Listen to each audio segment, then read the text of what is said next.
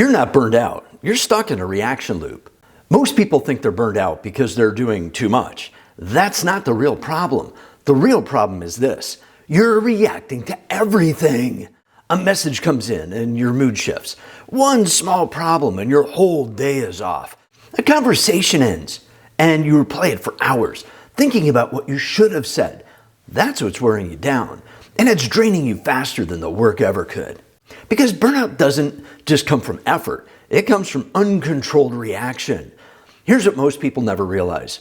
Every time you react emotionally, you spike your system. Your heart rate spikes, your body tightens, your tension increases, your focus drops, your clarity drops, your energy drops, and it happens fast.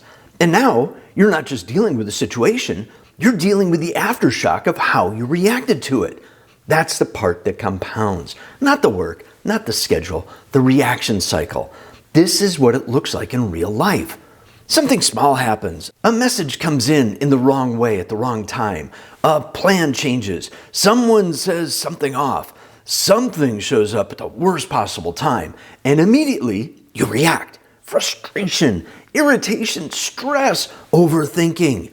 Then your brain tries to solve it. But now it's solving from a distorted state. So what happens? You overanalyze. You say too much, you make rush decisions, you carry it longer than necessary. And by the end of the day, you're exhausted. Not from what happened, but from how many times you reacted to it. Here's how you break the reaction pattern.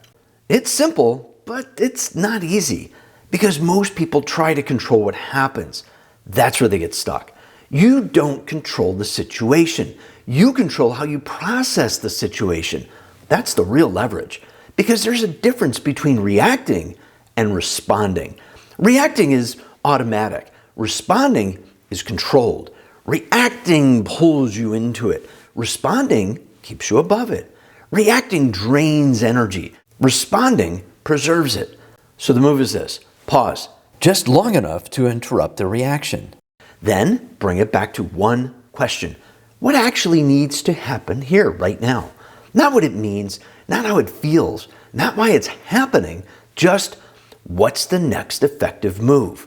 That's how you break the pattern. And that's where burnout starts to reverse. Not by doing less, but by processing differently. When you react, you're not just dealing with the moment. You're reinforcing a pattern. You're telling your system, this is how we handle pressure. And your system adopts. So the next time something happens, it reacts faster, stronger, more automatically. That's how people get stuck in cycles, where everything feels overwhelming, everything feels urgent, everything feels personal, even when it's not. If this keeps happening, three things start to break down. First, your focus. You can't stay locked in when your attention is constantly hijacked. Second, your decision making. You start making choices from emotion instead of clarity.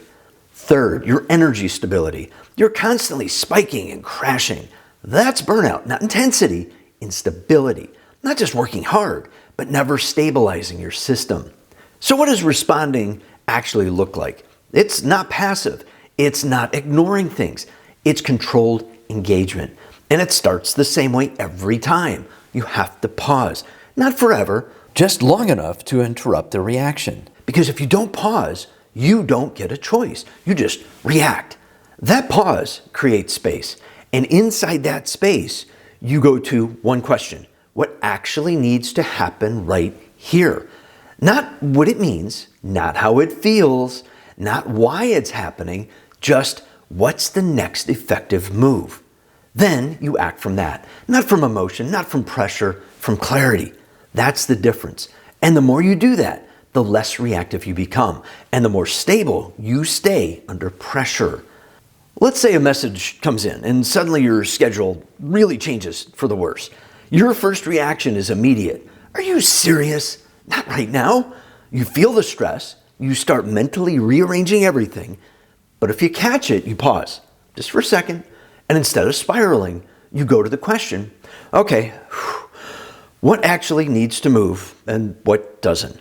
Then you act from that, not the stress, the decision.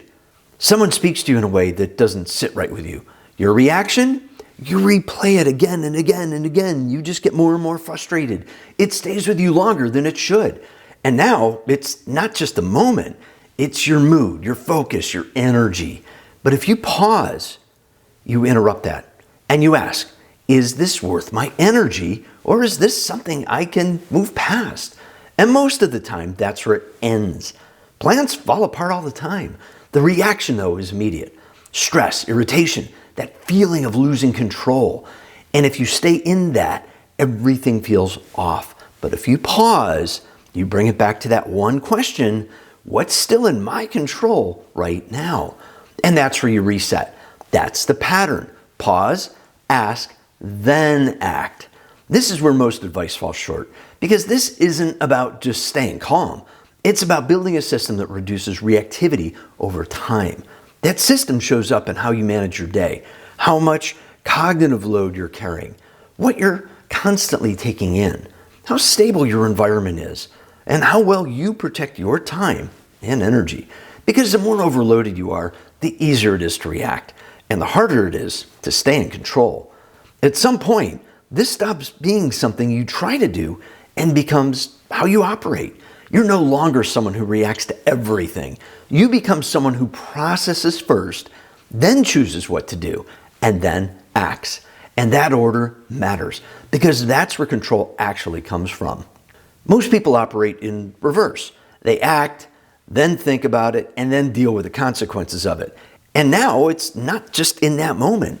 You've lost an hour or so of focus, but you slow that down just long enough to change the order, and you pause. Then ask what actually needs to happen. Then act from that. And the more you do that, the less reactive you become, and the more stable you operate under pressure. That's when it stops being a tactic and becomes part of who you are. If you fix this one pattern, you don't just feel better, you perform better, you think more clearly, you move faster, you recover quicker, and most importantly, you stop draining energy on things that don't deserve it. That's how you build sustainable performance. Not by eliminating stress, but by eliminating unnecessary reaction. You stop carrying things that should have ended in minutes. So the next time something throws you off, don't ask, why is this happening? Ask, do I want to react to this, or do I want to stay in control? Because that decision right there is the difference between staying stuck in burnout and breaking out of it. If you want to go deeper into this, watch this next video where I break down how to stay stable under pressure when everything around you is trying to pull you out of it. That's where this really starts to lock in. I'll see you there.